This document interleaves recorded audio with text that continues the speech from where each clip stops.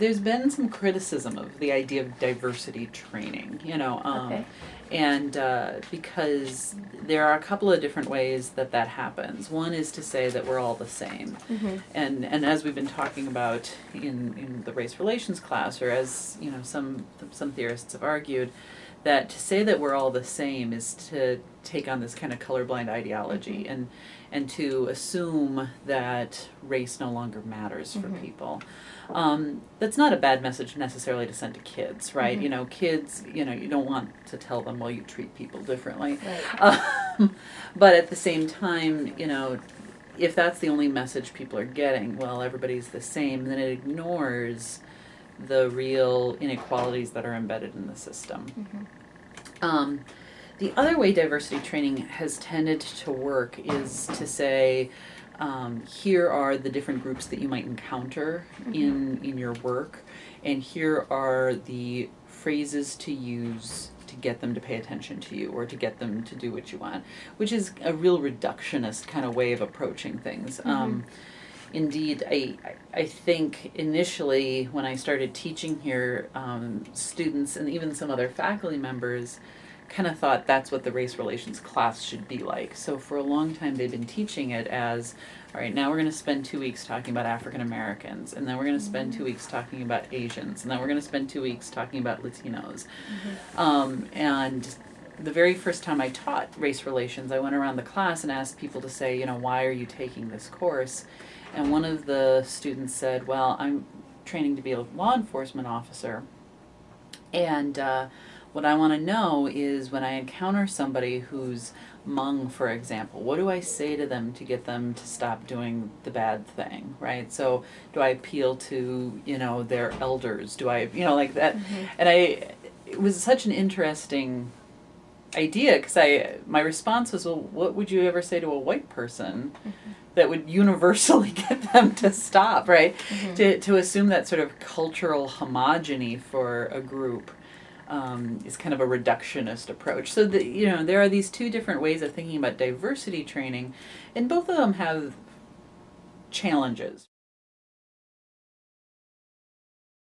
Yeah, I mean, I think the challenge with diversity training is to make sure that you're not reducing anybody down to a characteristic, and that you're not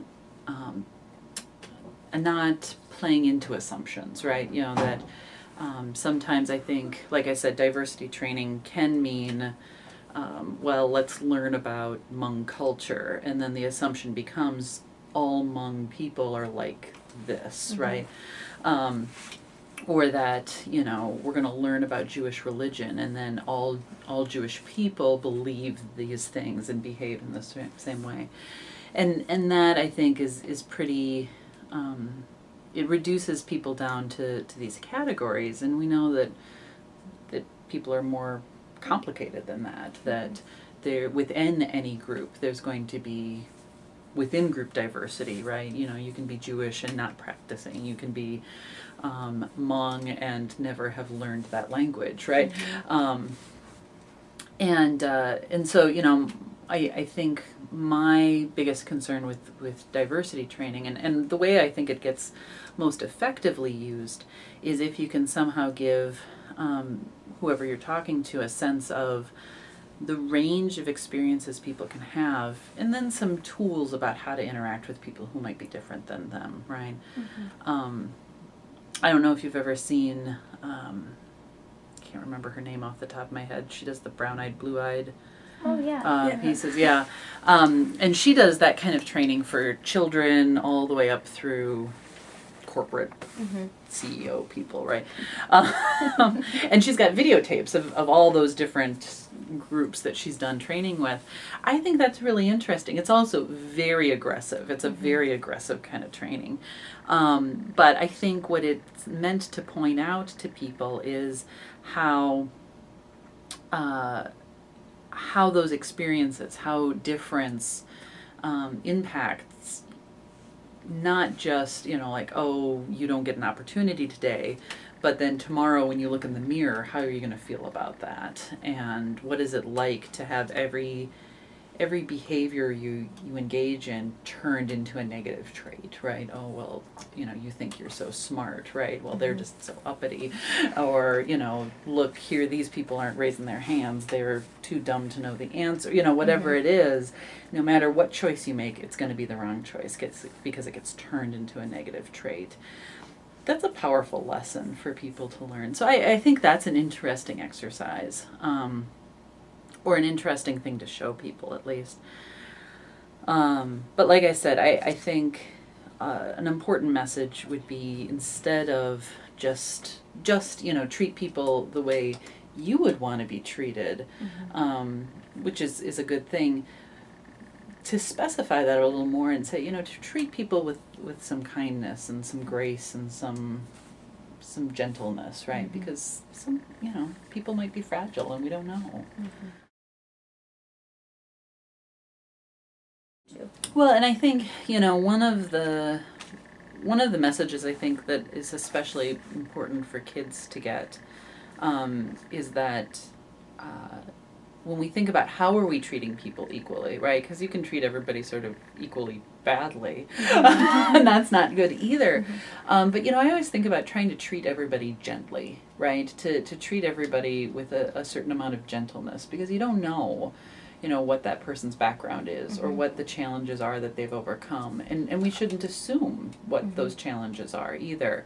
And so to try to approach everybody with a kindness and to assume the best things about people, I think is an important part of it. Not just, because if you assume that, well, everybody has had the same experiences, then, and you treat everybody the same in that sense, then what you're doing is ignoring the diversity of experience. But if you treat everybody with a gentleness and say, look, I don't know anybody's experiences, I don't know what challenges you've overcome, and we've all overcome challenges, then you're really taking into account almost automatically, with that sense of, caring for people, that someone might have very different experiences than you do, but you're still treating them with care and kindness and an openness to hear about what they've been through or what their challenges are. Really young kids will just accept whatever they see as being normal. If you have really young kids who grow up in very diverse neighborhoods, they will accept that as being normal. At a certain point, kids start to be very fascinated with difference of any kind, right? We think of it as very normal that at about 2.5, 3 years old, kids become very interested in gender difference, right? Why is your hair long versus your hair short? Well, it's because I'm a girl and you're a boy, right?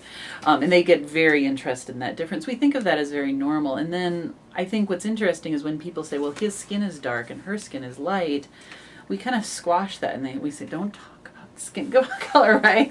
Because kids do notice. They notice those differences. And the differences are apparent. And so again, I think to say to kids, yeah, his skin is dark. Let's go ask if we can see his skin, right? Or,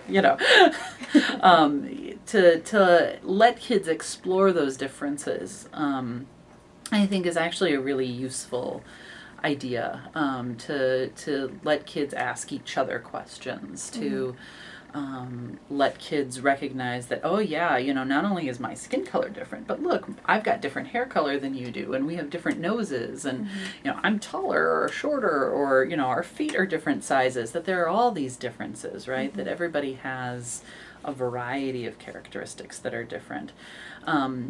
As opposed to saying, no, right? Right. We can't talk about skin color. We can't talk about race.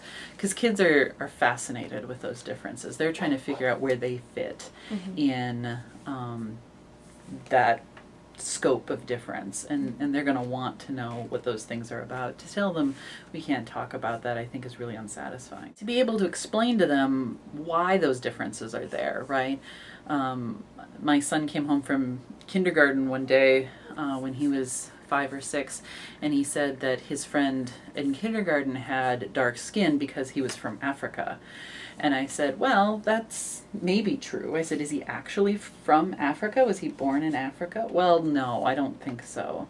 And so then we had a conversation about, actually, if it's that his ancestors are from Africa, all of our ancestors are from Africa. Isn't that cool, right? But, his ancestors lived a longer period of time in a place where he needed more protection from the sun. And that's why he's got really dark skin. It's possible that his ancestors lived a really long time in Africa, but maybe his ancestors lived a really long time in Australia or in South America, right? All of those places have people who develop really dark skin. Like in the summer when we go to the beach, what happens to your skin, right? And we have that kind of conversation. It demystifies some of it, and it also points out, I think, that some of those more simple ideas we have about race, that people with dark skin are all from Africa, is oversimplified. Kids are very interested in how people are different from one another, whether it's gender differences or skin color differences or height differences. My son's obsessed right now with being the tallest second grader in his class, and I'm the tallest or I'm the fastest. I mean, they're very interested in those things. And I think to show them that, yeah, being tall isn't all that different from having different skin is important. Being tall means what? Well, I have to buy clothes more often because I keep growing out of them, right? Or, it means I can reach things that other people can't reach. Well, what does different skin mean for people? Well, some people don't get sunburns as easily, and some people do get, that there are these real differences, and to let them kind of explore those things without the sort of stigmatizing messages that we send about race and inequality, because if we can teach kids that people should have equal opportunities, they'll grow up with that idea, and teach them that people should have equal opportunities. They might not right now, but that's a goal to strive for. Teachers give their honest best, and I think a lot of people go into teaching because they want to send really positive messages to kids. I think often teachers, because of all of the other requirements put on schools today, that's one idea that just doesn't get a lot of play in the classroom, right? The emphasis on math scores, on reading scores. I mean, math and reading are really important. But where else do kids get these kinds of messages? Well, they need to get them from schools. And if we think that this is an important enough part of our national identity, that we have a diverse society, that we believe in equal opportunity, then that needs to be conveyed to kids in a formalized way, and not just left up to parents, right? Because parents will teach their kids all sorts of different things. Some really positive things, some things that maybe they grew up with that aren't as positive, some things that they might not know any better about.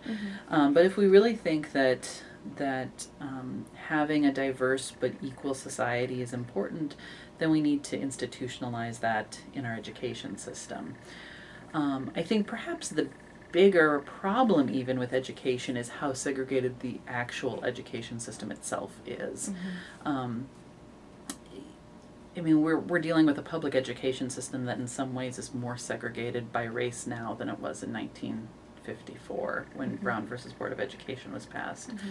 And that robs students of the ability to practice working with people who are unlike them, right?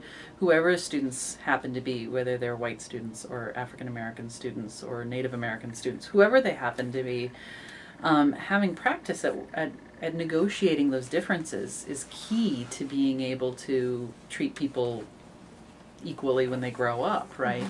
And we just have a system now where that doesn't happen, right? Where white students are overwhelmingly going to schools with other white students, and non-white students, African Americans, Latinos, Native Americans, are overwhelmingly going to schools with other non-white students. And so it's unsurprising then when they become adults that those are uncomfortable interactions, right? Because they don't have any practice at it.